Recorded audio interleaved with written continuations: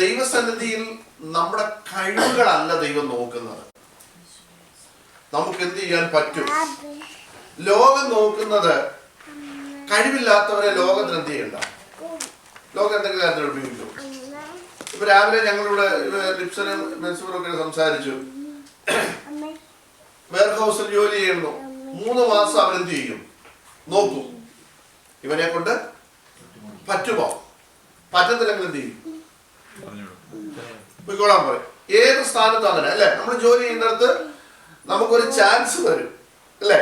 ആ ചാൻസ് അവർ നോക്കുമ്പോൾ നമ്മളെ കൊള്ളത്തില്ല എന്ന് കണ്ടാൽ ലോകം എന്ത് ചെയ്യുക, നമ്മളെ തള്ളിക്കളയുക. പക്ഷെ ദൈവം തെരഞ്ഞെടുത്തവരെല്ലാം ലോകത്തിന്റെ മുൻപിൽ പോഷന്മാരായിരുന്നു, അല്ലെങ്കിൽ ഒന്നിനും കൊള്ളാത്തവരായിരുന്നു ദൈവം തെരഞ്ഞെടുത്തവരൊക്കെ. പഴയ നിയമം നമ്മൾ പഠിച്ചാലും പുതിയ നിയമത്തിൽ നമ്മളിപ്പോ പഠിച്ചുകൊണ്ടിരിക്കുന്ന വിഷയത്തോട് ബന്ധത്തിൽ മോശയെ കുറിച്ച് നമ്മൾ കഴിഞ്ഞ ആഴ്ച പഠിച്ചു. മോശ ആരായിരുന്നു? വിക്കനായിരുന്നു, തടിച്ച നാവുള്ളവനായിരുന്നു, പിന്നെ കുലപാതകനായിരുന്നു. ഇതെല്ലാം അവന്റെ ഡിസ്ക്വാളിഫിക്കേഷൻ ആയിരുന്നു. ലോകത്തിന്റെ മുൻപിൽ എന്തായിരുന്നു? ഡിസ്ക്വാളിഫിക്കേഷൻ ആയിരുന്നു. പക്ഷേ ദൈവം അതിനെല്ലാം എന്ത് ചെയ്തു? മാറ്റി. അവന്റെ കഴിവുകേടുകൾ, ലോകത്തിന്റെ മുൻപിലെ അവന്റെ കഴിവുകേടുകളെല്ലാം ദൈവം ഒരു കഴിവായിട്ടെടുത്ത് ദൈവം അവനെ ഉപയോഗിക്കാനിടയായി. നമുക്കറിയാം, യേശു തെരഞ്ഞെടുത്ത 12 ശിഷ്യന്മാരിൽ ഏറ്റവും കൂടുതൽ ആളുകൾ എങ്ങനെയുള്ളവരായിരുന്നു? വിദ്യാഭ്യാസം ഇല്ലാത്തവരായിരുന്നു. കാരണം ദൈവവചനത്തിൽ നമ്മൾ വായിക്കുന്നുണ്ട്, പത്രോസും യോഹന്നാനും ഒക്കെ പ്രസംഗിക്കുന്ന സമയത്ത് കൂടി വന്ന ജനം പറഞ്ഞു, ഇവര് വലിയ വിദ്യാഭ്യാസ യോഗ്യതയൊന്നും ഇല്ലാത്തവരായിരുന്നല്ലോ, അറിവും വിദ്യാഭ്യാസവും ഇല്ലാത്തവരാണല്ലോ എന്ന് അവരെ കുറിച്ച് സാക്ഷ്യം പറഞ്ഞത്. നിങ്ങൾ ചിന്തിക്കണം, കർത്താവിന്റെ സമയത്ത് അല്ലെങ്കിൽ യേശു കർത്താവ് ഈ ഭൂമിയിൽ വന്നപ്പം കഴിവുള്ളവരില്ലാഞ്ഞിട്ടൊന്നുമല്ല, വിദ്യാഭ്യാസം ഉള്ളവരില്ലാഞ്ഞിട്ടല്ല, അതൊക്കെ ഉള്ളവരൊക്കെ ഉണ്ടായിരുന്നു. പക്ഷേ ഈ കഴിവുള്ളവരെ കൊണ്ട് കർത്താവിന് ഒന്നും എന്ത് ചെയ്യാൻ പറ്റത്തില്ല, ചെയ്യാൻ പറ്റത്തില്ല. കർത്താവ് പറയുമ്പം ഇവരവരുടെ കഴിവ് എന്ത് ചെയ്യും?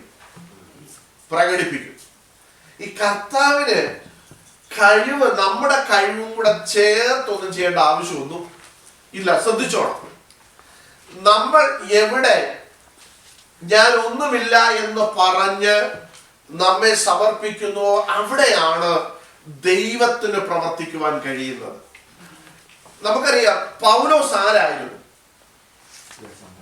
ലോകപ്രകാരം ആരായിരുന്നു? ഭയങ്കര വിദ്യാഭ്യാസമുള്ള വ്യക്തി, കഴിവുള്ള വ്യക്തിയായിരുന്നു. നല്ല ഒരു പിന്നെ ആളുകളെയൊക്കെ ഒന്ന് കൂട്ടി നിർത്തി, എന്തോ പറയുന്നത്, എല്ലാരെയും കൂടെ ഒന്ന് കോർഡിനേഷൻ പവറുള്ള വ്യക്തിയായിരുന്നു. ഇവന്റെ വാക്കുകൾ, നമുക്ക് നമ്മുടെ നാട്ടിൽ ചില വ്യക്തികളുടെ പ്രസംഗം ആൾക്കാരെ എന്ത് ചെയ്യും? പിടിച്ചിരുത്തും. ഞങ്ങളുടെ വീടിനടുത്ത ഒരാളുണ്ട്, നിങ്ങൾക്കൊക്കെ അറിയാവുന്ന മദനി എന്ന് പറയുന്ന ഒരു വ്യക്തിയുണ്ട്. പുള്ളി ഒരു കാലൊക്കെ പോയി ഷുഗറും ഒക്കെ വന്ന് ഭയങ്കര വീക്കാണ്. പക്ഷെ പുള്ളിയുടെ മൈക്ക് കിട്ടിയാൽ കേട്ട് ഇരിക്കുന്നവൻ മണിക്കൂറുകൾ ഇരിക്കുവാൻ അദ്ദേഹത്തിന്റെ പ്രസംഗം കേൾക്കാൻ. ഭയങ്കര വാച്ചാതിര്യം, പൗലോസിന് ഭയങ്കര വാച്ചാതിര്യം ഒക്കെ ഉള്ള വ്യക്തിയായിരുന്നു. പക്ഷേ ഇതെല്ലാം എവിടെ വെച്ച് തീർന്നു? നമ്മളിവിടെ പഠിച്ചതാ, കുതിരപ്പുറത്ത് താഴെ വീണു. അവന് കണ്ട് കാണാൻ വയ്യാത്തവനായിട്ട് അവനിരുന്നു. ഇവന്റെ കഴിവുകളും യവന്റെ അറിവുകളും യവന്റെ ആ പവറും എല്ലാം അവനിൽ നിന്ന് നമ്മളന്ന് പഠിച്ചു. ചെതുമ്പല് പോലെ കുറെ അവന്റെ കണ്ണിൽ നിന്ന് ചെയ്തു പോയി കഴിഞ്ഞപ്പോൾ അവനൊന്നുമില്ല എന്ന് പറഞ്ഞ് ദൈവസന്നിധിയിൽ അവനെ സമർപ്പിച്ചപ്പോൾ ദൈവം അവനെ എന്ത് ചെയ്യാൻ തുടങ്ങി? ഉപയോഗിക്കാൻ തുടങ്ങി. നിങ്ങൾ ചിന്തിച്ചു നോക്കിക്കേ, ഇവന്റെ ഈ അറിവ് വെച്ച് ഇവനെ ഇങ്ങനെ തന്നെ കൊണ്ടുപോയിരുന്നെങ്കിൽ എവന്റെ കഴിവോട് ഇവൻ ഇതിനകത്ത് എന്ത് ചെയ്തേനെ, പ്രയോഗിച്ചേനെ. കർത്താവിന് അങ്ങനെ നമ്മുടെ കഴിവൊന്നും വേണ്ട. നമ്മുടെ വിദ്യാഭ്യാസം കൊണ്ട് കർത്താവിന് പ്രത്യേകിച്ച് ഒന്നും ചെയ്യാനില്ല. കർത്താവിന്റെ കൃപ ഒന്നുണ്ടെങ്കിൽ മാത്രമേ നമുക്ക് നിൽക്കാൻ പറ്റത്തുള്ളൂ. മനസ്സിലായോ? നമുക്കറിയാം, നിങ്ങൾ ചിന്തിച്ചു നോക്കിയാൽ ഭയങ്കര വിദ്യാഭ്യാസമുള്ള വാസുമാരില്ലേ, ഭയങ്കര തിയോളജി പറയുന്നവര്. ഞാൻ ചിലരുടെ ഞാൻ കുറ്റമായിട്ട് പറയുന്നത്, എല്ലാവരും നല്ല പഠിപ്പിക്കാൻ അവർ മിടുക്കരായിരിക്കും, പക്ഷെ അവർ പ്രസംഗിക്കാൻ തുടങ്ങിയാൽ നമുക്ക് ഓട്ടോമാറ്റിക് ഉറക്കം വരും. എന്താണെന്നറിയോ? ഇവരുടെ തിയോളജി പഠിപ്പിക്കാനേ കൊള്ളാവും, പ്രസംഗമായിട്ട് പറഞ്ഞ ആൾക്കാരെ ഫലിപ്പിക്കാൻ ഇവർക്ക് എന്ത് ചെയ്യാൻ പറ്റുന്നില്ല. അല്ലെങ്കിൽ പരിശുദ്ധാത്മാവിന്റെ പ്രവൃത്തിക്ക് വേണ്ടി ഇവരെ എന്ത് ചെയ്യാൻ പറ്റത്തില്ല, ഇവർക്ക് ഏൽപ്പിച്ചു കൊടുക്കാൻ പറ്റത്തില്ല. ഇവർക്ക് വലിയ സെമിനാറൊക്കെ നടത്തും, ഇവര് ഭയങ്കര ക്ലാസ്സുകളൊക്കെ നടത്തും. പക്ഷേ ജനത്തിന് പാപബോധം വരുന്ന ഒരു പ്രസംഗം പ്രസംഗിക്കാൻ ഇവരെ കൊണ്ട് എന്ത് ചെയ്യാൻ പറ്റത്തില്ല, കഴിയത്തില്ല. പോകട്ടെ, നോക്കിക്കേ. അപ്പൊ ദൈവത്തിന്റെ സന്നിധിയിൽ നമ്മുടെ കഴിവുകേടുകളെ നമ്മൾ തുറന്ന് കാട്ടുമ്പോൾ ദൈവം നമ്മെ ഉപയോഗിക്കാൻ തുടങ്ങും. അറിയാതെ ദൈവത്തിന്റെ കൃപ നമ്മുടെ മേൽ വരുവാനിടയായിത്തീരും. നമ്മൾ കഴിഞ്ഞ ആഴ്ച പഠിച്ചല്ലോ, പൗലോസ് അതുകൊണ്ടാ പറഞ്ഞത്, ബലമുള്ളതിനെ ലജ്ജിപ്പിക്കുവാൻ ദൈവം എന്ത് ചെയ്തു, ബലഹീനമായതിനെ തിരഞ്ഞെടുത്തു. അല്ലേ? അപ്പൊ ദൈവത്തിന് ബലഹീനന്മാരെ മതി. ദൈവത്തിന് പൗലോസ് പറഞ്ഞു, പൗലോസിനോട് എന്നാ പറഞ്ഞേ? പൗലോസ് പറഞ്ഞു, കർത്താവേ, എന്റെ ഈ ബലഹീന അവസ്ഥ ഒന്ന് മാറണം, എന്റെ ശരീരത്തിൽ ഉണ്ടാകുന്ന ഈ ബലഹീനത ഒന്ന് മാറണം, ഞാൻ കുറച്ച് നല്ലപോലെ ഒന്ന് ശുശ്രൂഷിക്കാമെന്നൊക്കെ ചിലപ്പോൾ പൗലോസ് പറഞ്ഞു കാണും. കർത്താവ് എന്നാ പറഞ്ഞേ? ഈ ബലഹീനത നിന്റെ ശരീരത്തിൽ ഇരുന്നോട്ടെ, അപ്പോൾ തന്നെ ഞാൻ എന്റെ കൃപ നിന്റെ മേൽ എന്ത് ചെയ്യാൻ തുടങ്ങും, പകരാൻ തുടങ്ങും. ദൈവമക്കളെ, ദൈവത്തിന്റെ കൃപ നമ്മുടെ മേൽ വരുമ്പോൾ, ദൈവശക്തി നമ്മുടെ മേൽ വരുമ്പോൾ, നമ്മൾ ദൈവത്തിൽ വായിക്കുന്നത്, പരിശുദ്ധാത്മാവിന്റെ ശക്തി നിങ്ങളുടെ മേൽ വരുമ്പോൾ നിങ്ങൾ എന്ത് ചെയ്യും, ശക്തി പ്രാപിക്കും. ഈ ശക്തി എന്തിനു വേണ്ടിയാ? കർത്താവിന്റെ സാക്ഷിയായി നിൽക്കുവാൻ. നമ്മുടെ വിഷയത്തിലേക്ക് നമുക്ക് മടങ്ങി വരാം. നമ്മൾ യോശുവയെ കുറിച്ചാണ് പഠിച്ചുകൊണ്ടിരുന്നത്. യോശുവയെ കുറിച്ച് ചില കാര്യങ്ങൾ നമ്മൾ കഴിഞ്ഞ ആഴ്ച ഹന്നയെ കുറിച്ച് പറഞ്ഞു. അതിനെക്കുറിച്ച് ഒന്ന് രണ്ട് കാര്യങ്ങൾ പറഞ്ഞ് യോശുവയുടെ വിഷയത്തിലേക്ക് വരാം. ഹന്നയെ കുറിച്ച് നമ്മൾ പഠിച്ചത്, ഹന്നയ്ക്ക് അറിയായിരുന്നു, ഞാൻ പറഞ്ഞല്ലോ, ദൈവാലയത്തിൽ എന്തു പറയണം, ദൈവാലയത്തിൽ എങ്ങനെ ഇരിക്കണം. നമ്മൾ ഈ ദൈവാലയം എന്ന് പറയുമ്പോഴേ നമ്മള് ഈ ചർച്ചുകൾ, പ്രത്യേകിച്ച് നമ്മുടെ പെന്തിക്കോസ് ചർച്ചുകൾക്കൊക്കെ പേരിടുമ്പോൾ നമ്മൾ പറയും, നമ്മള് വിശ്വാസ മന്ദിരം പണ്ട് പറയുമായിരുന്നു. കേട്ടിട്ടുണ്ടോ? വിശ്വാസ മന്ദിരം, അതിന്റെ അർത്ഥം തന്നെ നിങ്ങൾ ആരുടെ കണ്ടിട്ടുണ്ടോ? വിശ്വാസ മന്ദിരം ഒന്ന് ഫെയ്ത്ത് ഹോം എന്ന് പറയും, വിശ്വാസ ഭവനം. ഇപ്പോഴും എൻ്റെ മമ്മിയോടൊക്കെ ചർച്ചിൽ പോയിട്ട് വരുമ്പോൾ, ഇവിടെ പോയിട്ട് വരുമ്പോൾ പെയ്ത്തോമി പോയെന്ന് പറയും. ഫെയ്ത്ത് ഹോം എന്നുള്ളതാണ് പറഞ്ഞ് എന്തായി, പെയ്ത്തോം എന്നായി. മനസ്സിലായോ? പെയ്ത്തോമി പോയിട്ട് വരിക. ഇവർ എന്തെങ്കിലും ചർച്ചയിൽ കൊടുക്കണമെന്നുണ്ടെങ്കിൽ പറയടാ, ഇത് പെയ്ത്തോമി കൊണ്ട് കൊടുത്തിട്ടോ എന്ന് പറയുന്നു. എന്ന് പറഞ്ഞാൽ അതിന്റെ കറക്റ്റ് വാക്കല്ല, ഫെയ്ത്ത് ഹോം, വിശ്വാസ ഭവനം. അപ്പൊ ഇന്നും എനിക്ക് TPM അങ്ങനെ അല്ലേ, വിശ്വാസ ഭവനം, വിശ്വാസ മന്ദിരം എന്നൊക്കെയാ അവർ പറയുന്നത്. എന്താ അതിന്റെ അർത്ഥം? വിശ്വാസി എന്ന് പറഞ്ഞാൽ അതിന്റെ അർത്ഥമല്ല, വിശ്വാസത്താൽ ധ്യാനം ചെയ്യുന്നവൻ, വിശ്വാസം. മനസ്സിലായോ? വിശ്വാസത്താൽ ജീവിക്കുന്നവൻ. പൗലോസ് എന്നാ പറഞ്ഞേ? എന്റെ നീതിമാൻ വിശ്വാസത്താൽ ജീവിക്കും. കണ്ടോ? നമുക്കറിയാം, മാർട്ടിൻ ലൂതറിനെ ഒരു ഉണർവിലേക്ക് നയിച്ച വാക്യമാണ് ഈ വാക്യം. മാർട്ടിൻ ലൂതർ കത്തോലിക്കാ സഭയുടെ ഒരു ബിഷപ്പായിട്ടിരിക്കുന്ന സമയത്ത് അദ്ദേഹത്തിന് ബൈബിള് വായിച്ചു. ബൈബിള് വായിച്ചപ്പോൾ ഈ വാക്യം കണ്ടു, എന്റെ നീതിമാൻ വിശ്വാസത്താൽ ജീവിക്കും. അപ്പൊ വിശ്വാസത്താലാണ് നീതീകരണം നടക്കുന്നത്. വിശ്വാസത്താലാണ് പാപക്ഷമ ലഭിക്കുന്നത്. കത്തോലിക്ക സഭ എന്ന് കൊണ്ടുവന്നു, ഞാനിവിടെ പറഞ്ഞിട്ടുണ്ട്, പാപമോചന ചീട്ട് കൊണ്ടുവന്നു. വലിയൊരു പാത്രം വയ്ക്കുന്നു, നമ്മൾ ചെയ്ത പാപത്തിനനുസരിച്ച് വില കൊടുത്ത് പാപമോചന ചീട്ട് മേടിക്കുന്നു. ചീട്ട് മേടിച്ച പണം ചെന്ന് ഈ പാത്രത്തിന്റെ അടിയിൽ മുട്ടുമ്പോൾ നമ്മുടെ പാപം എന്ത് ചെയ്തു? മോചിച്ചു എന്നുള്ള പഠിപ്പിക്കൽ കൊണ്ടുവന്നു. അപ്പൊ പണമുള്ളവൻ ഏത് പാപം എന്ത് ചെയ്യാം. കാരണം കാശ് കൊണ്ടുവന്ന് പാപത്തിന്റെ വലിപ്പം അനുസരിച്ച് ചീട്ട് മേടിച്ചാൽ മതി. ഈ പൈസ താഴെ ചെന്ന് മുട്ടുമ്പോ എന്ത് സംഭവിച്ചു? പാപം ക്ഷമിച്ചു. അതാണ് പാപമോചന ചീട്ട് കൊണ്ടുവന്നു. അങ്ങനെ ഇരിക്കുമ്പോഴ് സഭയിൽ ഭിന്നതയായി. പണമില്ലാത്തവർ എന്ത് ചെയ്യാൻ പറ്റത്തില്ല? പാപം ചെയ്യാൻ പറ്റത്തില്ല. പണമുള്ളവർ മാത്രമേ പാപം ചെയ്യാൻ പറ്റത്തുള്ളൂ, കാരണം കാശുണ്ട്. ഭയങ്കര ഭിന്നത വന്നു. അങ്ങനെ ഇരിക്കുമ്പോൾ മാർട്ടിൻ ലൂതർ ബൈബിൾ വായിച്ചപ്പോൾ എഴുതിയിരിക്കുന്നു, എന്റെ നീതിമാൻ വിശ്വാസത്താൽ ജീവിക്കും. അപ്പൊ വിശ്വാസ, റോമാലേഖനം 5-ാം അധ്യായം പറയുന്നു, വിശ്വാസത്താൽ നിങ്ങൾ നീതീകരിക്കപ്പെട്ടിട്ട് നമ്മുടെ കർത്താവായ യേശു ക്രിസ്തുവോട് നമുക്ക് സമാധാനമുണ്ട്. അപ്പൊ വിശ്വാസത്താലുള്ള നീതീകരണത്തെ കുറിച്ച് ബൈബിൾ പഠിപ്പിക്കുമ്പോൾ സഭ പഠിപ്പിച്ചു, കാശ് മേടിച്ച് പാപമോചന ചീട്ട് മേടിച്ചാൽ നിന്റെ പാപം മോചിക്കുമെന്ന്. മാർട്ടിൻ ലൂതർ സഭയ്ക്ക് വിരോധമായിട്ട് 91 ലിഖിതങ്ങൾ എഴുതി അങ്ങോട്ട് വെച്ചു. മാർട്ടിൻ ലൂതർ ഒളിവിൽ പോയി ഒളിച്ചു പാർത്തു. ഒരു ദിവസം മാർട്ടിൻ ലൂതറിന്റെ ഭാര്യ ഒരു കറുത്ത കുപ്പായമൊക്കെ ഇട്ട് മാർട്ടിൻ ലൂതറിന്റെ ഫ്രണ്ടിൽ വന്നു. ചരിത്രമാണ് ഇത്. മാർട്ടിൻ ലൂതറിന്റെ ഫ്രണ്ടിൽ വന്നപ്പോൾ അന്നത്തെ കണക്കനുസരിച്ച് ഭർത്താവ് മരിക്കുമ്പോഴാണ് ഈ കറുത്ത കോട്ടിടുന്നത്. അന്നേരം ചോദിച്ചു, നീ എന്താ ഈ കോട്ടിട്ട്? അന്നേരം പറഞ്ഞു, എന്റെ ഭർത്താവ് മരിച്ചു പോയപ്പോ. അന്നേരം ചോദിച്ചു, അയല്ല, ഞാൻ ജീവനോണ്ടിരിക്കുവല്ലേ.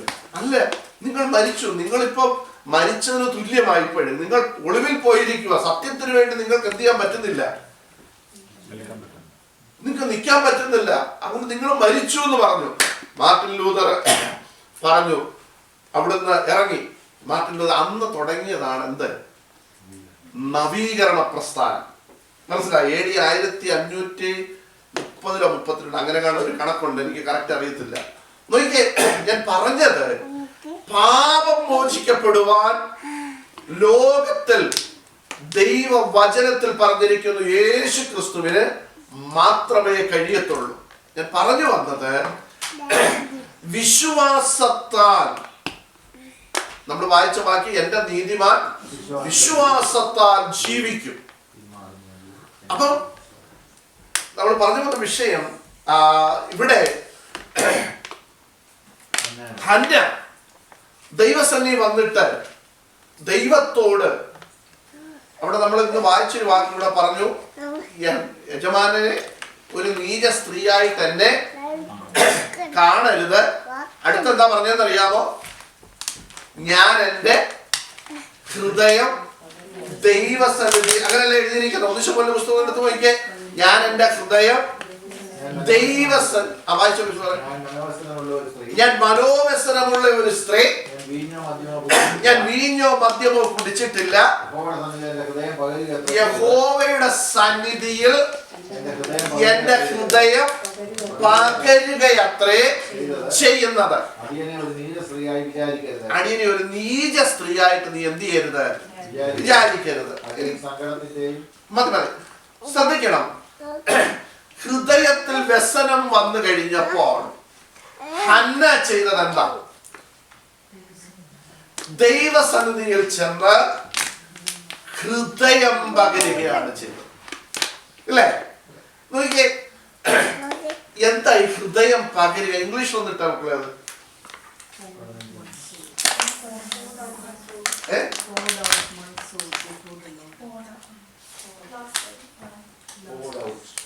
poured out my soul before the Lord. ദൈവത്തിന്റെ മുൻപിൽ. കണ്ടോ? ഹൃദയം എന്ത് ചെയ്തു? പകരുക എന്ന് പറഞ്ഞു. പകരുക എന്ന് പറഞ്ഞാൽ എന്നാ? നമ്മൾ ദൈവത്തിൽ വായിക്കുന്നുണ്ട്, ഒരു പ്രവാചക ശിഷ്യന്റെ ഭാര്യയെ കുറിച്ച് നമ്മൾ രാജാക്കന്മാരുടെ പുസ്തകത്തിൽ വായിക്കുന്നു. പ്രവാചകന്റെ അടുക്കൽ ചെന്നിട്ട് പറഞ്ഞു, എന്റെ ഭർത്താവ് നിന്റെ ശിഷ്യനായിരുന്നു, അവനിപ്പോ എന്ത് ചെയ്തു? മരിച്ചുപോയി. കടക്കാര് വന്ന് എൻ്റെ മക്കളെ പിടിച്ചോണ്ട് പോകാൻ പോകുന്നു. അപ്പൊ എലീശ ചോദിച്ചു, പ്രവാചകൻ ചോദിച്ചു, നിന്റെ വീട്ടിൽ എന്തുണ്ട്? അവള് പറഞ്ഞു, ഒരു പാത്രം എണ്ണ മാത്രമേ ഉള്ളൂ. അവള് പറഞ്ഞു, നീ പോയി ആ എണ്ണ മറ്റു പാത്രങ്ങളിലേക്ക് എന്ത് ചെയ്യണം? പകരണം. എന്ന് വെച്ചാൽ ഒന്നിൽ നിന്ന് മറ്റൊന്നിലേക്ക് എന്ത് ചെയ്യുക? മാറ്റുക. അതാണ് ഇവിടെ ഹന്നയെ കുറിച്ച് പറഞ്ഞിരിക്കുന്നത്. അവളുടെ ഹൃദയം ദൈവസന്നിധിയിൽ പകർന്നു. ഈ വാക്കിന്റെ അർത്ഥം എന്നാ? കറക്റ്റ് പകർന്നു അല്ലെ? അപ്പൊ മനസ്സിലായല്ലോ കുഞ്ഞുങ്ങൾക്കൊക്കെ. അപ്പൊ നിങ്ങളുടെ ഹൃദയത്തിൽ ഇരിക്കുന്ന വേദനയെ മറ്റൊന്നിലേക്ക് എന്ത് ചെയ്യുക? മാറ്റുക. അപ്പൊ ഞാൻ ചോദിക്കട്ടെ, ഇതിലിരുന്നത് ഇതിലോട്ട് മാറ്റിയെങ്കിൽ അപ്പൊ ഇവിടെ എന്തായി? empty ആയി അല്ലേ? എന്താ നമ്മൾ ഇവിടെ ഇരുന്നത്? ഭാരം, മനോവ്യസനം അല്ലേ? ഹന്നയെ കുറിച്ച് പഠിച്ചാൽ അവളുടെ പ്രതിയോഗി അവളെ എന്ത് ചെയ്യുന്നു? മുഷിപ്പിച്ചുകൊണ്ടിരിക്കുന്നു, വ്യസനിപ്പിച്ചുകൊണ്ടിരിക്കുന്നു.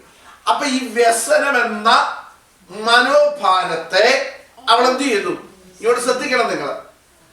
ഇപ്പുറത്തോട്ട് എന്ത് ചെയ്തു? പകർന്നു. പകർന്നപ്പോ ശ്രദ്ധിച്ചേ, ഇനി ഇവിടെ എന്തില്ല? ഈ മനോവ്യസനം ഇവിടെ ഇല്ല. ഇതിനെയാണ് ഹൃദയം പകരുക എന്ന് പറയുന്നത്.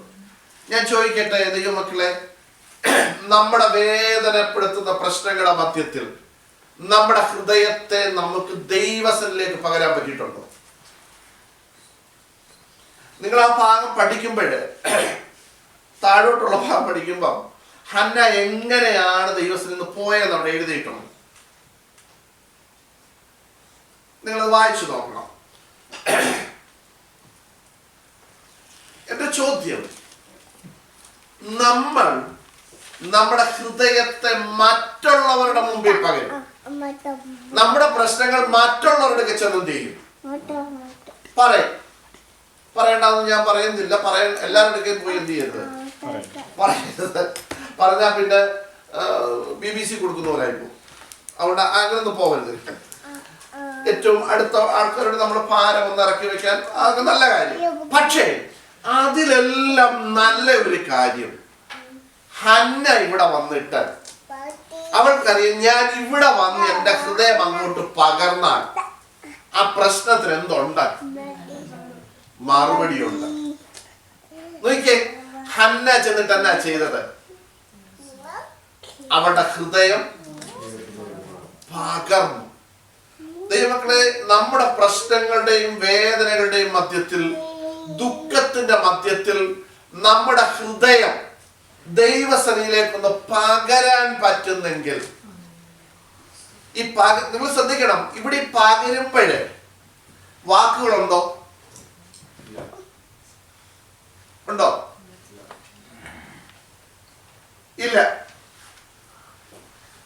ശബ്ദ കോലാഹലങ്ങളുണ്ടോ? ഇല്ല. കൂടെ വേറെ ആരെങ്കിലും ഉണ്ടോ? ഇല്ല. നോക്കിയേ, അപ്പൊ നമ്മൾ ശാന്തമായിട്ട് നമ്മുടെ മുറിക്കുള്ളിൽ, അല്ലെ നമ്മൾ ഏകാന്തമായി ജീവിക്കുന്ന താമസിക്കുന്ന മുറിയിലാണെങ്കിൽ പോലും നമുക്ക് എന്ത് ചെയ്യാൻ പറ്റും? നമ്മുടെ ഹൃദയത്തെ പകരാൻ പറ്റും. നോക്കിയേ, അവിടെ പാട്ടോ വലിയ മ്യൂസിക് ഒന്നും വേണമെന്നൊന്നുമില്ല. ഇവിടെ ഹന്ന ചെന്നിട്ട് ദൈവസന്നിധിയിൽ ചെന്നിരുന്നിട്ട് വാക്കുകൾ വെളിയിൽ വരാതെ ഹൃദയത്തിൽ കുടുങ്ങിയിട്ട് അവളുടെ ഹൃദയം ദൈവസന്നിധിയിലേക്ക് എന്ത് ചെയ്യാൻ തുടങ്ങി? പകരാൻ തുടങ്ങി. നിങ്ങൾ ആരെങ്കിലും എടുത്തോ, ഹന്ന എങ്ങനെ വീട്ടിലേക്ക് പോയത്? ആ ഭാഗം കണ്ടോ? 18 വാക്യം ഒന്ന് വായിച്ചേ.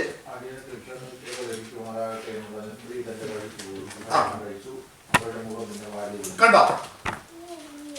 ഹന്നയെ കുറിച്ചല്ലേ പറയുന്നത്? അതിന് മുകൾ ഭാഗത്തെ വാക്യം ഒന്ന് വായിച്ചേ.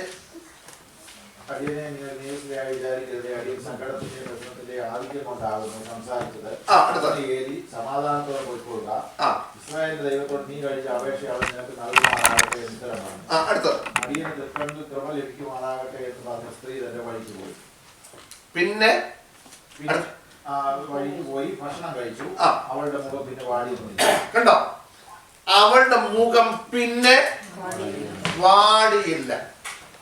കണ്ടോ, ഈ നമുക്കറിയാം ഹൃദയത്തിന്റെ കണ്ണാടിയാണ് എന്ത്? മുഖം, അല്ലെ? അപ്പൊ ഹൃദയത്തിൽ വ്യസനമുണ്ടെങ്കിൽ അത് എവിടെ വരും? മുഖത്ത് വരും. ഇവിടെ എന്നാ പറഞ്ഞേക്കുന്നത്? അവളുടെ മുഖം പിന്നെ വാടിയിട്ടില്ല. അതിന്റെ അർത്ഥം എന്നാ? അവളുടെ വ്യസനം എന്ത് ചെയ്തു? പോയി. അവള് പകർന്നപ്പോൾ ഈ വ്യസനം പോയി. ഈ ഭാരപ്പെടുത്തിയിരുന്ന ഈ സാധനം ഈ ഹൃദയത്തിൽ എവിടോട്ട് കൊടുത്തവള്? കർത്താവ് അതല്ലേ പറഞ്ഞു, അധ്വാനിക്കുന്നവരും ഭാരം ചുമക്കുന്നവരുമായുള്ളവരെ നിങ്ങളെല്ലാവരും എന്റെ അടുക്കൽ വരുവീൻ, ഞാൻ നിങ്ങളെ ആശ്വസിപ്പിക്കാം. മക്കളെ, നിങ്ങൾക്ക് മനസ്സിലാകുന്നുണ്ടല്ലോ അല്ലേ? കേട്ടോ, അപ്പൊ നമ്മുടെ ഹൃദയത്തെ നമുക്ക് പകരാൻ കഴിയണം. നമ്മുടെ ദൈവസ്ഥ ഞാൻ പറഞ്ഞല്ലോ, ഈ ഹൃദയത്തെ പകരുക എന്ന് പറഞ്ഞാൽ കുറെ വാക്കുകൾ കിടന്ന് പറയുന്നതല്ല, കുറെ ശബ്ദകോലാഹലങ്ങൾ ഉണ്ടാക്കുന്നതല്ല. ഇവിടെ ഇതൊന്നുമില്ലായിരുന്നു. പക്ഷേ അവളെ കുറിച്ച് പറയുന്നു, അവൾ സന്തോഷത്തോടെ എവിടേക്ക് പോയി? ഭവനത്തിലേക്ക് അവൾ പോയി. കേട്ടോ, അപ്പൊ ഹൃദയം നമ്മൾ പകർന്നു കഴിഞ്ഞാൽ, ഇന്ന് പകൽക്കാലം ഓർക്കണം, വേദനയോടെ ഏത് വിഷയത്തോടുള്ള ബന്ധത്തിൽ നിങ്ങൾ ദൈവസ്ഥലായിരിക്കുന്നുവോ എന്നുള്ളതല്ല ഇവിടെ വിഷയം. നിങ്ങളുടെ പ്രശ്നങ്ങൾക്ക് പരിഹാരം തരുവാൻ നിങ്ങളുടെ ഹൃദയത്തെ നിങ്ങൾ പകർന്നു കഴിയുമ്പോൾ ആ പ്രശ്നത്തിന് പൂർണ്ണമായിട്ട് ശാശ്വതമായിട്ട് ഒരു പരിഹാരം തരുവാൻ ദൈവത്തിന് മാത്രമേ എന്ത് ചെയ്യത്തുള്ളൂ? കഴിയത്തുള്ളൂ. ഇന്ന് പകൽ നമുക്ക് അങ്ങനെ പകരാൻ കഴിയുന്നെങ്കിൽ, ദൈവമക്കളെ ഞാൻ പറയട്ടെ, ഉറപ്പോടെ പറയട്ടെ, നിങ്ങളുടെ പ്രശ്നങ്ങൾക്ക് എന്തുണ്ട്? പരിഹാരമുണ്ട്. സ്തോത്രം. നിങ്ങൾക്ക് അങ്ങനെ പകരാൻ കഴിയുന്നെങ്കിൽ, നമുക്ക് പലപ്പോഴും നമ്മുടെ ഹൃദയത്തെ എന്ത് ചെയ്യാൻ പറ്റത്തില്ല, പകരാൻ കഴിയുന്നില്ല. നമുക്ക് പലപ്പോഴും നമ്മുടെ പ്രശ്നങ്ങളെ ദൈവസന്നിധിയിൽ നമുക്ക് കൊടുക്കാൻ കഴിയുന്നില്ല. ഇന്ന് പകൽക്കാലം ഞാൻ പറയട്ടെ, ഹന്ന ഹൃദയത്തെ പകർന്നു കഴിഞ്ഞപ്പോൾ അവിടെ നമ്മൾ വായിക്കുന്നത്, അവൾ സമാധാനത്തോടെ പോയി. പിന്നെ അവളുടെ മുഖം എന്ത് ചെയ്തില്ല? വാടിയില്ല. ഇനി ഇതിനോട് ചേർത്ത് ഒരു കാര്യം കൂടെ ഞാൻ പറയാം. അതിന്റെ പിന്നെ ഈ ഹന്നയെ കുറിച്ച് നമ്മൾ പിന്നെ അധിക സ്ഥലത്തൊന്നും എന്ത് ചെയ്യുന്നില്ല, വായിക്കുന്നില്ല. പക്ഷേ ഒരു കാര്യം ഞാൻ നിങ്ങളോട് പറയാം, ഈ പിന്നെ അവളുടെ മുഖം വാടിയില്ല എന്ന് പറഞ്ഞാൽ അവൾ ദൈവസന്നിധിയിൽ പകർന്ന വിഷയത്തിന്മേൽ പിന്നെ എന്ത് ചെയ്തില്ല. അല്ലാതെ പിന്നെ അവൾക്ക് അവിടെ ജീവിതത്തിൽ പ്രശ്നമൊന്നുമേ ഉണ്ടായിട്ടില്ലെന്നാണ് അതിന്റെ അർത്ഥം. അങ്ങനല്ല. നമ്മൾ വിചാരിക്കരുത് ഹന്ന ഹൃദയം പകർന്നു, അവിടെ പ്രശ്നമെല്ലാം എന്ത് ചെയ്തു, അവസാനിച്ചു എന്നല്ല. അവൾ ഏത് വിഷയമാണോ ദൈവസഭയിൽ പകർന്നത്, അതിന്മേൽ അവളുടെ മുഖം പിന്നീട് എന്ത് ചെയ്തിട്ടില്ല, വാടിയിട്ടില്ല. മനസ്സിലായോ? നമ്മുടെ ജീവിതം എന്ന് പറയുന്നത് ഒത്തിരി പ്രശ്നങ്ങൾ നിറഞ്ഞതാണ്. ലോകമനുഷ്യനും പ്രശ്നമുണ്ട്, നമുക്കും എന്തുണ്ട്? പ്രശ്നങ്ങളുണ്ട്. പക്ഷെ നമ്മുടെ പ്രത്യേകത എന്താണെന്നറിയാം? ശ്രദ്ധിച്ച്, നമ്മുടെ പ്രത്യേകത എന്താ? ഒരു ദൈവവൈദ്യന്റെ പ്രത്യേകത എന്താ? നമുക്കും പ്രശ്നമുണ്ട്, ലോകമനുഷ്യനും പ്രശ്നമുണ്ട്. നമ്മുടെ പ്രത്യേകത എന്നാ? നമുക്ക് ചെന്ന് ഹൃദയം പകരാൻ ഒരു സ്ഥലമുണ്ട്, അവിടെ ശാശ്വത പരിഹാരമുണ്ട്. മനസ്സിലായോ? ഒരു യഥാർത്ഥ ദൈവവൈദ്യനെ നമ്മൾ ഇന്ന് വായിച്ച സങ്കീർത്തനത്തിൽ സങ്കീർത്തനക്കാരൻ എന്താ പറഞ്ഞത്? നമ്മളിന്ന് വായിച്ച 102 സങ്കീർത്തനം അല്ലെ, 102 സങ്കീർത്തനം, അതിന്റെ 1-ാമത്തെ വാക്യത്തിൽ ഇങ്ങനെയാണ് നമ്മൾ വായിക്കുന്നത്, യഹോവേ എന്റെ പ്രാർത്ഥന കേൾക്കണമേ, എന്റെ നിലവിളി തിരുസന്നിധിയിൽ വരുമാറാകട്ടെ. അടുത്തത്, കഷ്ട ദിവസത്തിൽ നിന്റെ മുഖം എനിക്ക് എന്ത് ചെയ്യരുത്, മറയ്ക്കരുത്. നിന്റെ ചെവി എങ്കിലേക്ക് എന്ത് ചെയ്യണം, ചായ്ക്കണം. ഇതാരാ പറയുന്നത്? അവിടെ സങ്കീർത്തനോ? ആണോ? അരിഷ്ടന്റെ പ്രാർത്ഥന. 101 സങ്കീർത്തനം ആരാ എഴുതിയത്? ദാവീദ്. അപ്പൊ ദാവീദിന്റെ ഒരു സങ്കീർത്തനമാണ്. അപ്പൊ ദാവീദ് ചെന്നിട്ട് ദൈവത്തോട് പറയുക, നിന്റെ മുഖം എനിക്ക് എന്ത് ചെയ്യരുത്, മറയ്ക്കരുത്. ഏത് എപ്പോഴാ? കഷ്ട ദിവസത്തിൽ നിന്റെ മുഖം എനിക്ക് എന്ത് ചെയ്യരുത്, മറയ്ക്കരുത്. നിന്റെ ചെവി എങ്കിലേക്ക് എന്ത് ചെയ്യണം, ചായ്ക്കണം. അപ്പൊ ഇത് ചെന്ന് പറയാൻ നമുക്കൊരു സ്ഥലമുണ്ട്. അതാണ് നമ്മുടെ പ്രത്യേകത. നമ്മള് ലോക മനുഷ്യനെ കാട്ടി പ്രശ്നങ്ങൾ നേരിട്ടാലും നമ്മൾ ആരും സൂയിസൈഡിനെ കുറിച്ച് ചിന്തിക്കാത്ത എന്താ? നമുക്കൊരു പ്രത്യാശയുണ്ട്, ഇല്ലേ? ഏത് ഭയങ്കര പ്രശ്നങ്ങൾ നമ്മുടെ മുന്നിൽ വന്നാലും നമുക്കൊരു പ്രത്യാശയുണ്ട്. ഈ പ്രശ്നത്തെക്കാൾ വലിയ ഒരുവൻ നമ്മുടെ കൂടെ ഉണ്ട്. മനസ്സിലായോ? നമ്മുടെ പ്രശ്നത്തെക്കാൾ വലിയ ഒരുവൻ നമ്മുടെ കൂടെ ഉണ്ട്. മനസ്സിലായോ? നമ്മുടെ പ്രശ്നങ്ങൾ നമുക്ക് വലുതായി തോന്നുമ്പോൾ നമ്മൾ ഓർത്തോണം, ഇതിനേക്കാൾ വലിയ ഒരുവൻ നമ്മുടെ കൂടെയുണ്ട്. കർത്താവിന് മുമ്പിൽ ഈ പ്രശ്നങ്ങളൊന്നും ഒരു പ്രശ്നമേ അല്ല. കർത്താവിന് ഇതൊരു വിഷയമല്ല. കർത്താവിന് പരിഹാരം തരാൻ കഴിയാത്ത ഒരു വിഷയവുമില്ല.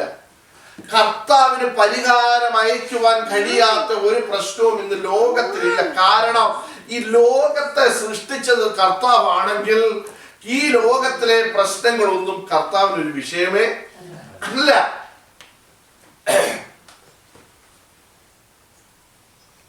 ഇവിടെ ഹന്ന ചെയ്തതുപോലെ ഹൃദയം പകരാൻ നമുക്ക് കഴിയുന്നെങ്കിൽ ദൈവമക്കളെ, നിശ്ചയമായും നമ്മുടെ പ്രശ്നങ്ങൾക്ക് പരിഹാരമുണ്ട്. നമുക്ക് മടങ്ങി വരാം. നമ്മൾ ഈ വിഷയമാണ് നമ്മൾ പഠിച്ചത്. അപ്പൊ ഹന്നയെ കുറിച്ച് നമ്മൾ പഠിച്ചപ്പോൾ പറഞ്ഞു, ഹന്ന ദൈവസന്നിധിയിൽ എന്താണ് മിണ്ടാതിരുന്നത്, ഇതേ വിഷയങ്ങളെ കുറിച്ച് പഠിച്ചു. ആ വിഷയത്തെ കുറിച്ച് ഞാൻ കഴിഞ്ഞ ദിവസം ഇങ്ങനെ ചിന്തിച്ചപ്പോഴേ യെശയ്യാ പ്രവചനം 51-ാം അധ്യായം 1-ാം വാക്യം നമ്മൾ ക്ഷമിക്കണം, 1 രാജാക്കന്മാരുടെ പുസ്തകം അതിന്റെ 6-ാം അധ്യായം 7-ാം വാക്യം. First king chapter 6 verse 7. ഇവിടെ ശലോമോൻ രാജാവ് ശലോമോൻ രാജാവ് ആലയം പണി. അതിന്റെ 1-ാം വാക്യം നമ്മൾ വായിക്കുമ്പോൾ എന്താ വായിക്കുന്നത്? വായിച്ചേ. 480-ാം സംവത്സരത്തിൽ ഇസ്രായേൽ ശലോമോന്റെ വാഴ്ചയുടെ 4-ാം മാസത്തിൽ 2-ാം മാസമായ സീവ് മാസത്തിൽ അവൻ യഹോവയുടെ ആലയം പണിയാൻ തുടങ്ങി. കേട്ടോ, നമുക്കറിയാം ദാവീദ് ആലയം പണിയണമെന്നൊക്കെ ആഗ്രഹം ഉണ്ടായിരുന്നു. പക്ഷെ ദാവീദിനോട് ദൈവം പറഞ്ഞു, നീ എന്ത് ചെയ്യണ്ട, ആലയമൊന്നും പണിയണ്ട, നിന്റെ മകൻ എന്ത് ചെയ്യും, ആലയമൊക്കെ പണിയുമെന്ന് പറഞ്ഞു. അങ്ങനെ ശലോമോൻ, ദാവീദിന്റെ മകനായിരിക്കുന്ന ശലോമോൻ ഒരു തീരുമാനമെടുത്തു, ദൈവത്തിന് എന്ത് ചെയ്യണം, ഒരാലയം പണിയണം. ആ ആലയത്തിന്റെ പണി തുടങ്ങുകയാണ്. അപ്പൊ ഈ പണി തുടങ്ങുന്ന സമയത്ത് ആലയത്തിന് വേണ്ടി കല്ലുകൾ കൊണ്ടുവരിക, അതിനെ കുറിച്ചാണ് 6-ാം അധ്യായം 7-ാം വാക്യത്തിൽ നമ്മൾ വായിക്കുന്നത്. വായിച്ചു. വെട്ടുകുഴിയിൽ വെച്ച് തന്നെ ഉറവ് തീർത്ത കല്ലുകൊണ്ട് ആലയം പണിതത് കൊണ്ട് അത് പണിയുന്ന സമയത്ത് ചുറ്റിക,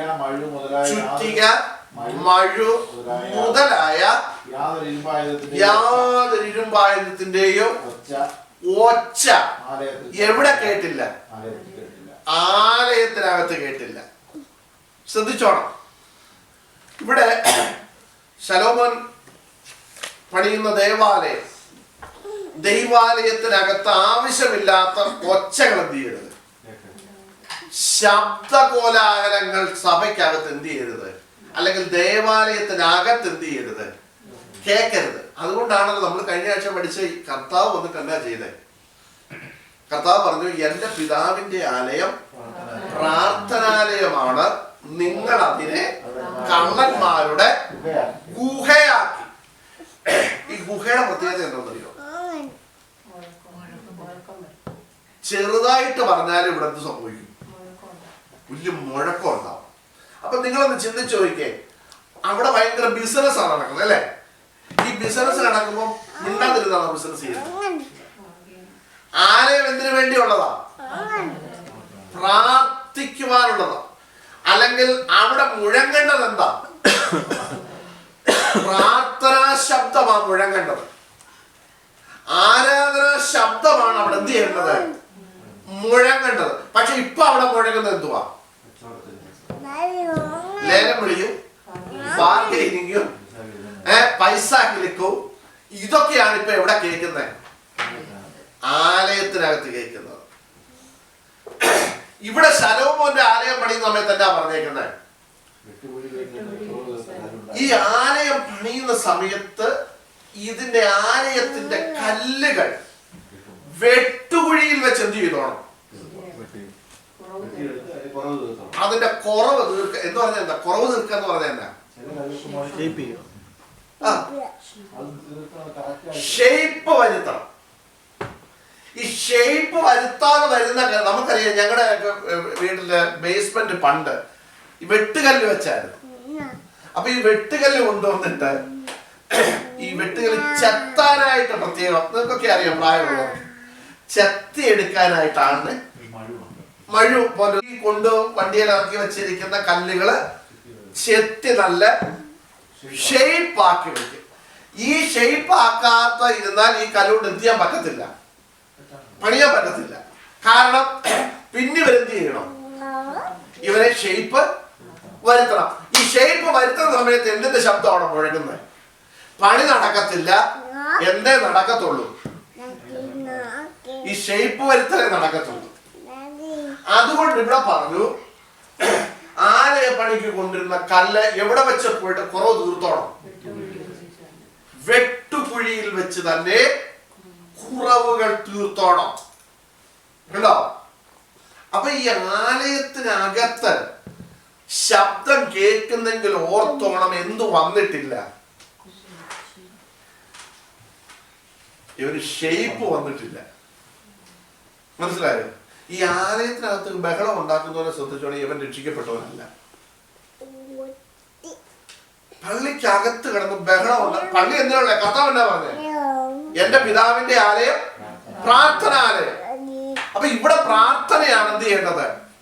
മുഴങ്ങേണ്ടത്. കർത്താവ് വന്ന് നോക്കിയപ്പോ അവിടെ പ്രാർത്ഥനയ്ക്ക് അവരെ എന്നാ നടക്കുന്നത്? ആടിനെ വിൽക്കുന്നു, കോഴിയെ വിൽക്കുന്നു, പ്രാവിനെ വിൽക്കുന്നു, ബാർഗെയിനിങ് നടക്കുന്നു, പിന്നെ പണം പലിശയ്ക്ക് കൊടുക്കുന്നു,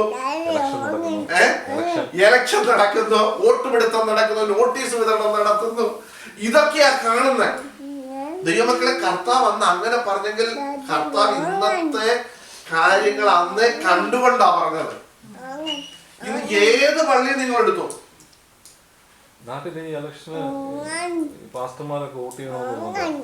അല്ല ഇലക്ഷൻ എന്ന് പറഞ്ഞാൽ അത് ഗവൺമെന്റ് നിയമം അനുസരിച്ച് ചെയ്തേ പറ്റും. അതല്ല ചർച്ചിന്റെ ഒക്കെ ഉണ്ടല്ലോ. അതല്ല, ഏത് ചർച്ചിന്റെ? അത് ഗവൺമെന്റ് വെച്ചിരിക്കുന്ന. അത് പിന്നെ ബാലറ്റ് തെരഞ്ഞെടുക്കണമെന്നുള്ളത്, ബാലറ്റ് പേപ്പറിൽ കൂടെ തെരഞ്ഞെടുക്കണമെന്നുള്ളത്. കാരണം ചർച്ച് ആക്ട് അനുസരിച്ച് അതെല്ലാം നടന്നേ പറ്റത്തുള്ളൂ. പക്ഷേ അപ്പൊ തന്നെ ഒരു ചോദ്യം, ഈ വോട്ടുപിടുത്തവും നോട്ടീസ് ഒട്ടിക്കലും ബാനർ ഒട്ടിക്കലും അത് ചർച്ച വരുത്തുക, അത് നമ്മൾ ഉണ്ടാക്കിയ ആക്ട്. മനസ്സിലായോ? അപ്പം ഇനി അപ്പൊ നമ്മൾ ചോദിക്കും, ശിഷ്യന്മാരെ തെരഞ്ഞെടുത്തപ്പോഴ് യൂദയ്ക്ക് പകരം ഒരാളിനെ എന്ത് ചെയ്തു? തെരഞ്ഞെടുത്തു. മത്യാസിനെ എങ്ങനെയാ തെരഞ്ഞെടുത്തത്? ചീട്ടിട്ട് തെരഞ്ഞെടുത്തു. പ്രാർത്ഥിച്ചു അല്ലേ? പ്രാർത്ഥിച്ചിട്ട് യൂദ കടന്നുപോയ സ്ഥാനത്തേക്ക് ഒരാളിനെ വേണം, അതിനു വേണ്ടി അവർ ചീട്ടിട്ട് എന്ത് ചെയ്തു? തെരഞ്ഞെടുത്തു വന്നു. അപ്പം ഈ വോട്ട് ബാലറ്റിൽ ഗ്രൂപ്പ് ഉണ്ടാക്കുക, ഇതൊക്കെ വചനപ്രകാരമാണ്. ഒരു ഗ്രൂപ്പ് ആള് നിൽക്കുന്നു, ഓക്കെ, നല്ല കാര്യം. പക്ഷേ ഗ്രൂപ്പ് കളിക്കുന്നത് എന്തല്ല, ദൈവജന പ്രകാരം എന്തല്ല, ശരിയല്ല. കാരണം പൗലോസ് പൊരുത്തനെ തന്നെ പറഞ്ഞേക്കുന്നത്. നിങ്ങളിൽ കുറെ പേര് പറയുക ഞാൻ പൗലോസിന്റെ പക്ഷക്കാരൻ, കുറച്ചു പേര് പറയുന്നു പൗലോസിനെ വേണ്ട, നമുക്ക് ആര് മതി? അപ്പലോസ് മതി. കുറച്ചു പേര് പറഞ്ഞു ഞങ്ങൾ കേഫാവിന്റെ പക്ഷക്കാർ. കേഫാവാരാ? പത്രോസിന്റെ പക്ഷക്കാർ. കുറച്ചു പേര് പറഞ്ഞു ഞങ്ങൾ ഇതിനൊന്നുമില്ല, ഞങ്ങൾ കർത്താവിന്റെ പക്ഷക്കാർ. ഇങ്ങനെ പക്ഷം പിടിക്കുന്നത് ഇത് എവിടെ നിന്ന് വന്നെന്ന് ചോദിച്ചു. നിങ്ങളുടെ ഇടയിൽ എന്തൊക്കെയുണ്ട്? നിങ്ങളുടെ ഇടയിൽ ഗ്രൂപ്പിസം ഇരിക്കുക, പക്ഷം പിടിച്ചുകൊണ്ടിരിക്കുക. ഇത് എവിടെ നിന്ന് വന്നു? ഇത് ജാതികളിൽ നിന്ന് വന്നതല്ലേ? വോട്ടിടാം, ഗവൺമെന്റിന്റെ നിയമം അനുസരിച്ച് അത് അങ്ങനെ വേണം. പക്ഷെ ഗ്രൂപ്പ് കളിക്കരുത്. ഈ ഗ്രൂപ്പ് കളിക്കുന്നത് നിങ്ങൾ ഓർത്തോണം ദൈവമക്കളെ. ഇത് പെന്തിക്കോസുകാര് കാണിക്കുന്ന എല്ലാം ശരിയാന്ന് നമുക്ക് എന്ത് ചെയ്യാൻ പറ്റത്തില്ല, പറയാൻ പറ്റത്തില്ല. ഇന്ന് പണത്തിന്റെ അതിപ്രസരണം ഉണ്ടായിട്ട്, പണം കണ്ടമാനം കുമിഞ്ഞു കൂടിയിട്ട് പൈസ ഇട്ട് എന്ത് ചെയ്യുക, കളിക്കുക. നിങ്ങൾ ഓർത്തോണം, ഒരു സൈഡിൽ, ഞാനിത് പലയിടത്തും പ്രസംഗത്തിലുള്ളൊരു വിഷയമാണ്, ഒരു സൈഡിൽ ദൈവദാസന്മാർ, ദൈവമക്കൾ പണത്തിന്റെ ആധിക്യത്തിൽ കിടന്ന് കളിക്കുമ്പോൾ, മറു സൈഡിൽ കുഞ്ഞുങ്ങളെ പഠിപ്പിക്കാൻ വകയില്ലാതെ, നല്ല ആഹാരം കുഞ്ഞുങ്ങൾക്ക് കൊടുക്കാൻ വകയില്ലാതെ ബുദ്ധിമുട്ടുന്ന ആയിരക്കണക്കിന് പാസ്റ്റർമാരുണ്ട്. ഈ ഓട്ട് പിടിച്ച് കളിച്ച് കളയുന്ന പൈസ ഇതാരും അധ്വാനിച്ചു കൊണ്ടുവന്ന പൈസയല്ല, ആണോ? വിയർപ്പൊഴുക്കി കൊണ്ടുവന്ന പൈസയാണോ? ഇതെല്ലാം എന്തിനു വന്ന പൈസയാണ്? സുവിശേഷ വേലയ്ക്ക് വന്ന പൈസ. അത് ഏത് സഭയായിക്കോട്ടെ, ഇതതിന് കൊടുക്കാതെ വോട്ട് പിടിച്ച് അധികാരത്തിന് വേണ്ടി കളഞ്ഞാൽ ദൈവം ന്യായം വിധിക്കും. അതിനൊരു സംശയവും വേണ്ട. അത് ഏത് പെന്തിക്കോസ് ആണെങ്കിലും എത്ര സ്റ്റേജിൽ കിടന്ന് തുള്ളി എന്ന് പറഞ്ഞാൽ ഈ പാപം എന്ത് ചെയ്യത്തില്ല, മാറത്തില്ല. മനസ്സിലായോ? ദൈവം നിങ്ങളെ ആക്കുന്നെങ്കിൽ ആയിക്കോ, അത് ഞാനെതിരൊന്നുമല്ല. പക്ഷേ നിങ്ങൾ പണം കൊടുത്ത് അധികാരം മേടിക്കുക. നമുക്കറിയാം, ഈ അപ്പോസ്തല പ്രവൃത്തി, ഞാൻ വചനം വെച്ച് പറയാം. ഈ പത്രോസിന്റെ അടുക്കൽ ഒരു പുള്ളി വന്നിട്ട് പറഞ്ഞു, പത്രോസ് കൈ വെച്ചപ്പോ എന്തു വന്നു? പരിശുദ്ധാത്മാവ് വന്നു. അപ്പൊ ഒരു പുള്ളി വന്നേച്ച് കുറച്ച് പൈസയും കൊണ്ട് വന്നേച്ച് പറഞ്ഞു, ഇത് ഇരിക്കട്ടെ പാസ്റ്ററെ, ഞാനും കൈ വെക്കുമ്പോ എന്തോ വരണം, പരിശുദ്ധാത്മാവ് വരണം. വായിച്ചിട്ടില്ലേ? വായിച്ചിട്ടില്ലേ? ആ ഉണ്ട്. ചിരിച്ചപ്പോ ഞാൻ വായിച്ചു. നോക്കിക്കേ, പത്രോസ് പറഞ്ഞു, ഇപ്പൊ പറ്റത്തില്ല, നീ വീട്ടിലോട്ട് പോ, ഞാൻ അവിടെ വെച്ച് എന്ത് ചെയ്യാ, ഇങ്ങനൊക്കെ പരസ്യമായിട്ട് കൊണ്ട് കഴിച്ചൊക്കെ തന്നാ എങ്ങനെ വെക്കുന്നത്, വീട്ടിലോട്ട് പോവാ എന്നാണോ പറഞ്ഞത്? എന്നാ പത്രോസ് പറഞ്ഞത്? പറയാം. നമ്മളോട് ഒത്തിരി ദിവസം പഠിച്ച ഒരു വിഷയം ആർക്കെങ്കിലും അറിയാം? എന്താ വിഷയം പറഞ്ഞേ? അങ്ങനെ ഫ്രീ ആയിട്ട് കൊടുക്കുന്ന സാധനം ഒന്നുമല്ല, നീ വീട്ടിലോട്ട് പോവാ എന്നാണോ പറഞ്ഞത്?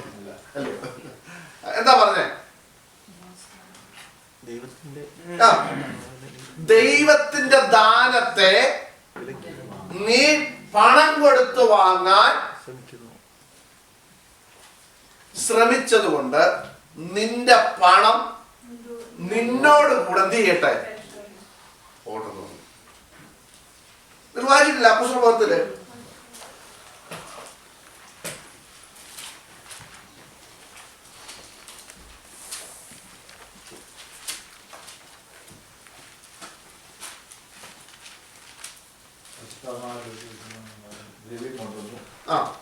വായിച്ചോ.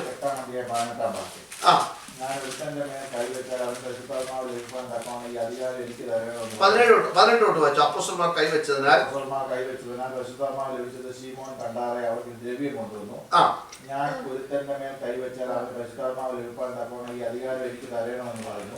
പത്രോസ് അവനോട്, ദൈവത്തിന്റെ ദാനം പണത്തിന് വാങ്ങിക്കൊള്ളാം എന്ന് നിരൂപിച്ചുകൊണ്ട് നിന്റെ പണം നിന്നോട് കൂടെ നശിച്ചുപോകട്ടെ. നിന്റെ ഹൃദയം ദൈവസഭയിൽ നേരല്ലായതുകൊണ്ട് ഈ കാര്യത്തിൽ നിനക്ക് പങ്ക് മോഹരിയുമില്ല.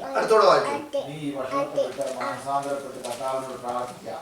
പക്ഷെ നിന്റെ ഹൃദയത്തിലെ നിരൂപണം ക്ഷമിച്ചു കിട്ടുമായിരിക്കും. നീ കൈപ്പുള്ള പകയിലും അനീതിയിലും ബന്ധനത്തിലും അകപ്പെട്ടിരിക്കുന്നു എന്ന് ഞാൻ കാണുമെന്ന് പറഞ്ഞു. മതി. അടുത്തോടെ വായിച്ചു, അതുകൂടെ വേണം. അതിനെ ശീമോൻ, നിങ്ങൾ പറഞ്ഞതൊന്നും എനിക്ക് ഭവിപ്പാതിരിക്കാൻ കർത്താവിനോട് എനിക്ക് വേണ്ടി പ്രാർത്ഥിപ്പീൻ ഉത്തരം പറഞ്ഞു. മതി. ശ്രദ്ധിക്കണം, ഈ ദൈവം നമ്മൾ വായിച്ചാൽ ദൈവം അധികാര സ്ഥാനങ്ങളിൽ ഒത്തിരി പേരെ ആക്കി നമ്മൾ എന്ത് ചെയ്യുന്നുണ്ട്, വായിക്കുന്നുണ്ട്. ഈ അധികാരം ദൈവത്താൽ അല്ലാത്ത ഒരു അധികാരവും ഇല്ല. ഇനി നിങ്ങൾ അറിഞ്ഞിരിക്കണം, ഈ ദൈവസഭയുടെ അധികാരം എന്ന് പറയുന്നത്, കർത്താവ് പറഞ്ഞ് ഒരിക്കലും ഈ ശിഷ്യന്മാര് തമ്മിലൊരു പ്രശ്നം ഉണ്ടായി. എന്താണെന്നറിയോ? തങ്ങളിൽ ആരാണ്. അപ്പൊ ഇത് ഇപ്പോഴല്ല, അന്നേ തുടങ്ങിയതാ, കർത്താവിന്റെ കാലത്ത് തന്നെ തുടങ്ങിയതാ. അപ്പൊ തങ്ങളിൽ ആരാണ് വലിയവൻ? അപ്പൊ ഈ പ്രശ്നം എവിടെ എത്തി? കർത്താവിന്റെ അടുക്കൽ എത്തി. കർത്താവ് ചോദിച്ചു, എന്നാ പ്രശ്നം? അതിന് ഒരു പുള്ളി പറഞ്ഞു, ഞങ്ങളിൽ ആരാണ് വലിയവൻ? കർത്താവിന് ഒരു മറുപടി കൊടുത്തു. അവർക്ക് ഇഷ്ടപ്പെട്ടില്ല. നമുക്കും ഇഷ്ടപ്പെടാത്ത ഒരു ആൻസറാണ് കർത്താവ്. കർത്താവ് എന്നാ പറഞ്ഞെന്നറിയോ? നിങ്ങളിൽ വലിയവനാകുവാൻ ഇച്ഛിക്കുന്നവനെല്ലാം മറ്റുള്ളവരുടെ ശുശ്രൂഷക്കാരനാകട്ടെ. എന്ന് പറഞ്ഞാൽ, ഞാൻ നിങ്ങളുടെ ലീഡർ ആകാൻ ആഗ്രഹിക്കുന്നെങ്കിൽ നിങ്ങൾ വരുമ്പോൾ ഒരു ചായയെങ്കിലും ഇട്ട് തരാനുള്ള ഒരു മനസ്സെന്ത് ചെയ്യണം, ഉണ്ടാകണം. ഇതാണ് കർത്താവ് പറഞ്ഞ ലീഡർഷിപ്പിന്റെ ക്വാളിറ്റി. ഞാൻ മോശയെ കുറിച്ച് നമ്മൾ കഴിഞ്ഞ ദിവസം പഠിച്ചു. മോശയുടെ ക്വാളിറ്റി എന്തായിരുന്നു?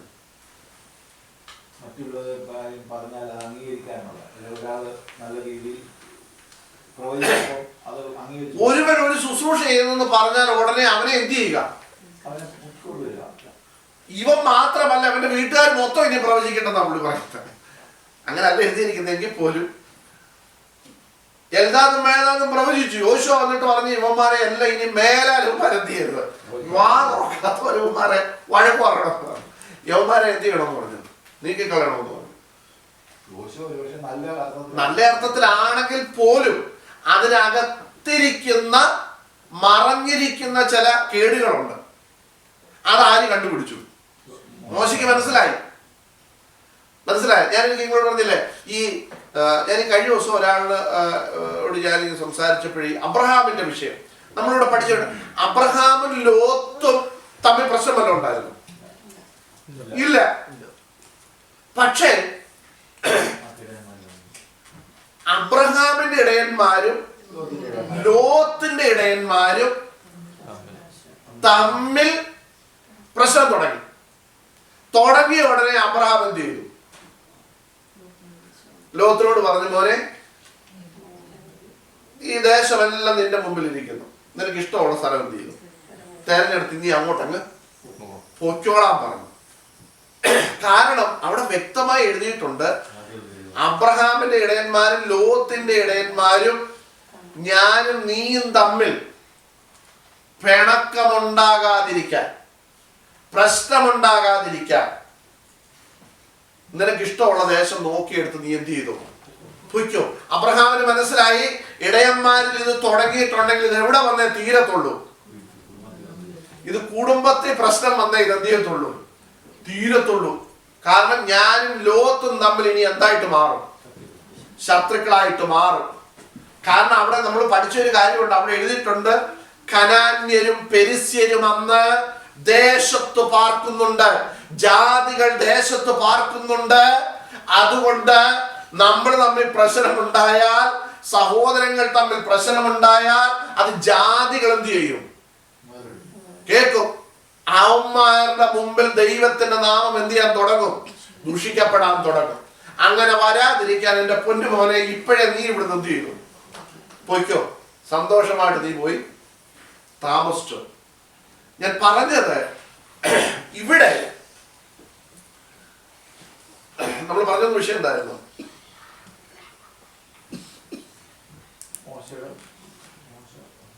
മോശ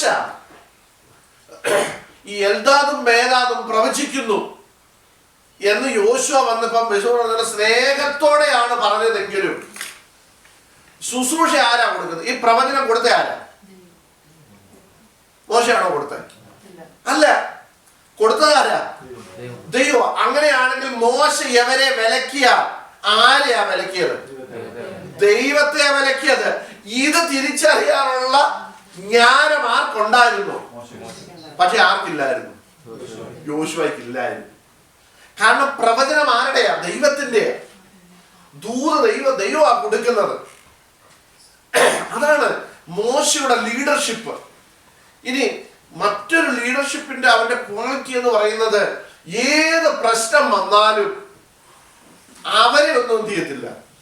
അവരുടെ തെറ്റാണെങ്കിൽ പോലും മോശ ദൈവസനെ ചെന്ന് ഇടിവിൽ നിൽക്കും.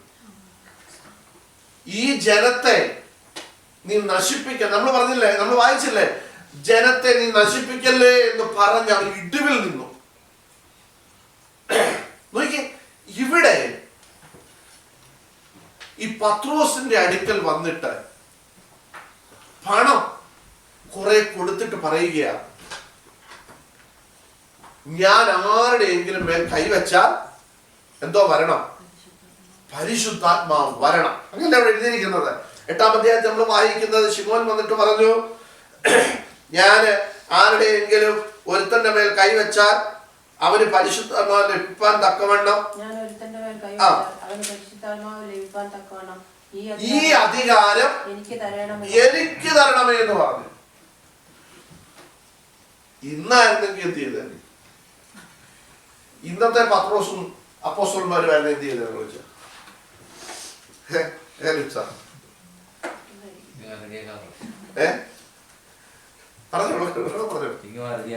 അങ്ങോട്ട് തന്നേര്, ഞാൻ തന്നേക്കാം. എനിക്ക് മേടിച്ച് കീശയിലിട്ടാണ്. പക്ഷെ പത്രോസ് പറഞ്ഞു, ദൈവത്തിന്റെ ദാനത്തെ നീ പണത്തിന് വാങ്ങിക്കൊള്ളാമെന്ന് നിരൂപിച്ചതിനാൽ നിന്റെ പണം നിന്നോട് കൂടെ നശിച്ചു പോകട്ടെ. അടുത്തൊരു കാര്യം ഇവിടെ എഴുതിയിട്ടുണ്ട്, നിന്റെ ഹൃദയം ദൈവസന്നിധിയിൽ എന്തല്ല. ആ എന്നാ അങ്ങനെ പറഞ്ഞേ? നിന്റെ ഹൃദയം ദൈവസന്നിധിയിൽ നേരുള്ളതല്ല. അതിന്റെ അർത്ഥം എന്താ?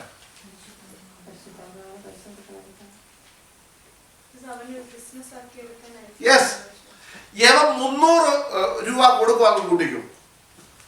യവന്റെ ഉള്ളിലെ ചിന്ത എന്താ അറിയോ?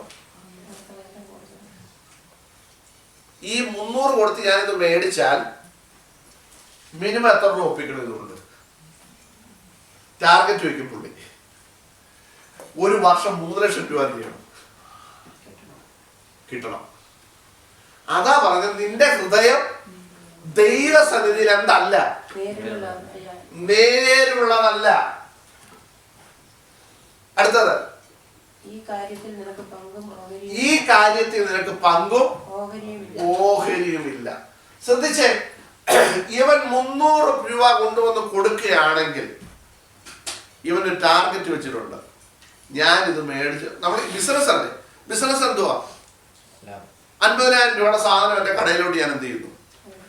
ഇറക്കുന്നു. മിനിമം 5 ലക്ഷം രൂപയ്ക്ക് ഇത് എന്ത് ചെയ്യണം? അതാ ബിസിനസ് അല്ലേ? ഇല്ലെങ്കിൽ നമ്മൾ പൈസ മുടക്കും ഇല്ല. ഇവൻ ഈ പൈസ കൊണ്ട് കൊടുത്ത എന്തിനാ? ഇവൻ ഇനി എവിടെ ചെന്നാലും കൈവച്ച ഉടനെ എന്ത് പറയണം? ആരുടെ മേൽ കൈവച്ച, അങ്ങനെ എഴുതിയിരിക്കണം, ഞാൻ ആരുടെയെങ്കിലും മേൽ കൈവച്ചാൽ, ഞാൻ ഒരുത്തന്റെ മേൽ കൈവച്ചാൽ